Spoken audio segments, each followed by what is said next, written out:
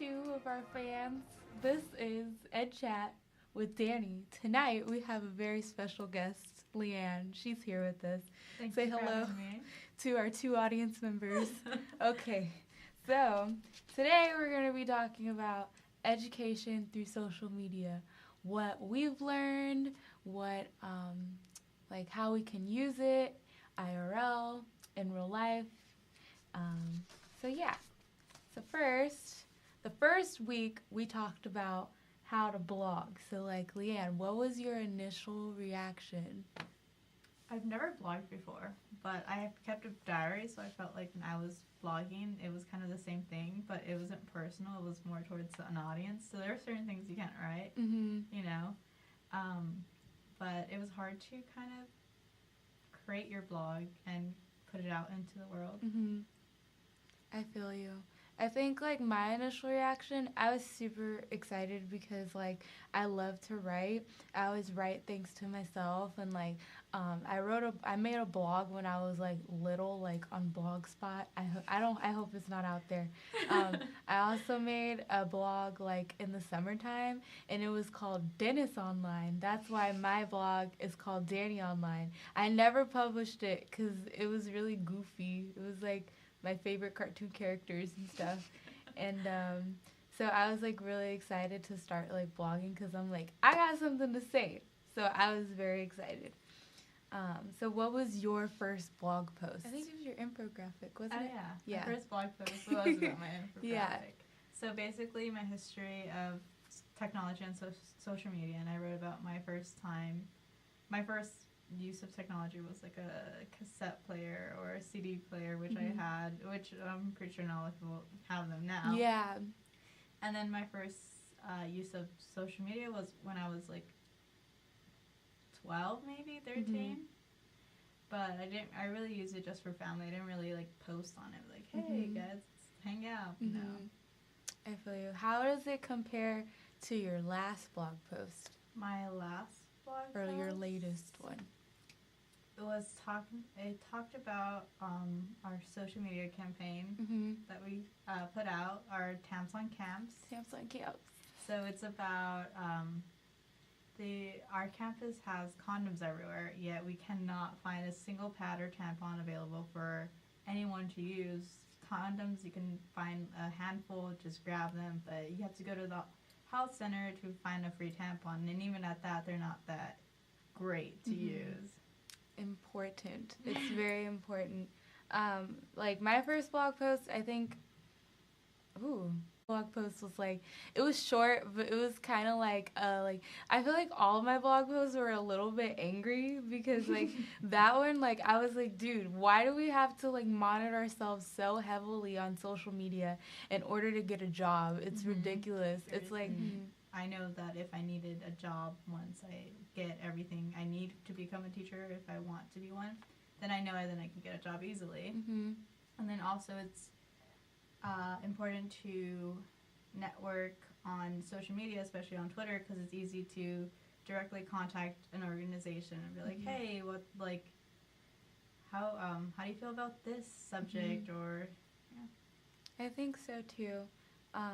Also, that kind of relates to what we did with why Professor Levinson made us follow those people who deal with education on Twitter, so that we can have Twitter. So this kind of leads into social media in the classroom and what we learned about it, because essentially you can use social media in any type of way that that suits you. So the way to use Twitter in an educational way is to follow people that mostly tweet and send links about education, instead of just following your friends and just using it as a real social media app. That's one of the ways to use it in the classroom. What else did you? I know that a professor I had last semester used Snapchat for our project, so that was really helpful because we were able to all contribute and everyone had to post. So it was more since your students are usually stuck with doing the job when they're a project, I know who posted what, so it's that's a really good way to use it in the classroom.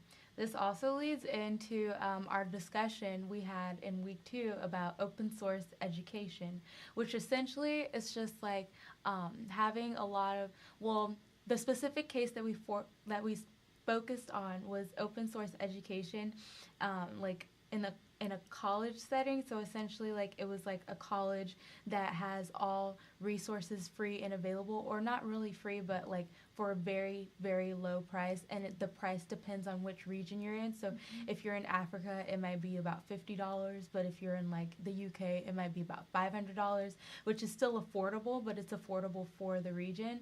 um, so that's essentially what we talked about, having like an open source available for everyone. So what did you learn about that? I learned that there was actually a couple problems with the open education, such as like everything was reading. There wasn't a voice recording or a video to go along with the lesson, so it's kind of hard if you're like a hands-on person and you have to rely on reading and taking notes, and not everyone's great at that. But at the same time, it was great because they were trying to open up learning centers everywhere with that they knew that some people didn't have access to internet. So it allowed them to kind of, especially like at Whittier College, we get a really good education for the price we're paying, but at the same time, $60,000 price tag, especially when like a lot of the things are available to you online. The only thing that like I learned was an implication of open source education is that if you're applying for a job and you got your degree from like this free open source site like next to like somebody who like went to Harvard, they're probably going to choose the person who went to Harvard, which I don't think is fair, because if I got it from an open source site, that means I have more self-discipline, because like, well, in my opinion, like I have more self-discipline because like I took the time, I did the research, I did everything by myself with little guidance, just like volunteer tutors maybe, you know. But if I went to like Harvard, like, you know, like yes, it's difficult to get in, but once you're in, like you're in. And you have all these people you can rely on, and with that you have to rely on yourself and not really anyone else. Exactly. So to me, somebody who goes to like who got their education through open source, like that's somebody who has like very good work ethic and self-discipline. So yeah, but that also leads into the importance of net neutrality and how it affects education, because we discussed that in class, how net kind of like, and no company can slow down what you're looking for. So let's say if you need to go, like a professor needs to show YouTube video, but because net neutrality isn't there, it might take longer for you to open that video, therefore delaying the class. True. And so like it like people, especially on like Twitter, they were discussing about how like net neutrality is going to affect, you know, how we watch Netflix, you know, kids stuff. But really it's going to affect education, because if you're not getting from like a big box type site, if you're getting from something as small as like open source education, then you're not going to be able to get all the resources that you need, you know, at like in a timely manner, or just like at all, because of the lack of net neutrality if we were to lose it, which is terrible and like heartbreaking that, you know, we already spend a lot of our college budget on getting, you know, resources on the internet, such as like, what do we use, like JSTOR and our journals, like our journal articles that exactly. So so to lose that is like, how are we supposed to better our future? We're so like, you have to essentially be very very wealthy in order to better your future, which further segregates, like, you know, social class. Exactly. So that leads us to our last topic for this week, which was trolls and social activism. That was a lighter topic from the previous week. What's it called? So, what is a troll, Leeann? Well, psychologists kind of define them as people who are narcissistic, psychopaths, and sadists. But they're really just people who hide behind a screen and kind of torment the innocent or anyone that they can. it's easy to find a troll. They're everywhere. They're on Snapchat, Twitter, Instagram, Facebook, on the comments on like news articles too. Mm-hmm. So you can't really hide from them, especially if, like, even if your account is on private, they still find a way to like get you. Yeah. If you're the target. They're everywhere.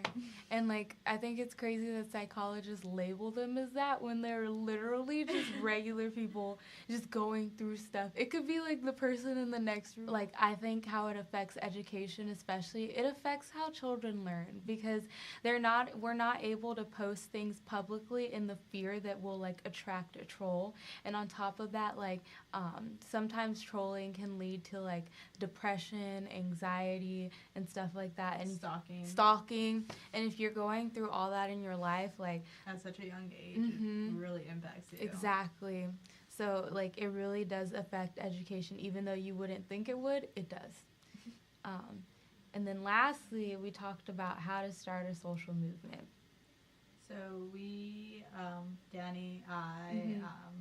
Autumn, and Anthony. Yeah. We decided to do Danny's idea, which was camps on camps. Yeah. So, like I explained earlier, it's just people need tampons and pads for free, mm-hmm. and there's condoms everywhere. You're not gonna use that for your period. Exactly. And like the social movement though. So we looked for a problem. We found ways to kind of acknowledge it, mm-hmm. and ways that we could change it. Mm-hmm. So I mentioned a club, Feminist Coalition, mm-hmm. and I talked about an event that we want to hold that anyone can donate pads, tampons, and we'll donate them to a local shelter. So mm-hmm. people who don't have the money can actually have them instead of free bleeding mm-hmm. or whatever they're using. Mm-hmm. Which is a really good source. And also we learned in class about a bunch of other social media movements that started, like the 1,000 Black Girl Books movement. Mm-hmm. And we were discussing how important it was, especially because not just for essentially what the movement was that one 10-year-old girl, she noticed that in the libraries there weren't a lot of books that featured Black women in prominence. So she decided to make 1,000 Black Girl Books and have people share books written by other Black women, and even started a book club that shared different books about Black women, which is very important, especially because in our American school system, we don't have access to those books, not only just Black books, but anybody who made up American Latino books, Native books, Asian American books, not even Asian American books, any books from people of color. It's so important because they're people who also added to our history. So that was a very good social movement to hear about. And I think that's the point of social movements, is just to bring awareness. Yeah, just to bring awareness. So that is basically the summary of what we have learned. Our education through social media. Education through social media class. Thank you for tuning in to EdChat, all two of you. Thanks. Shout out to my mom.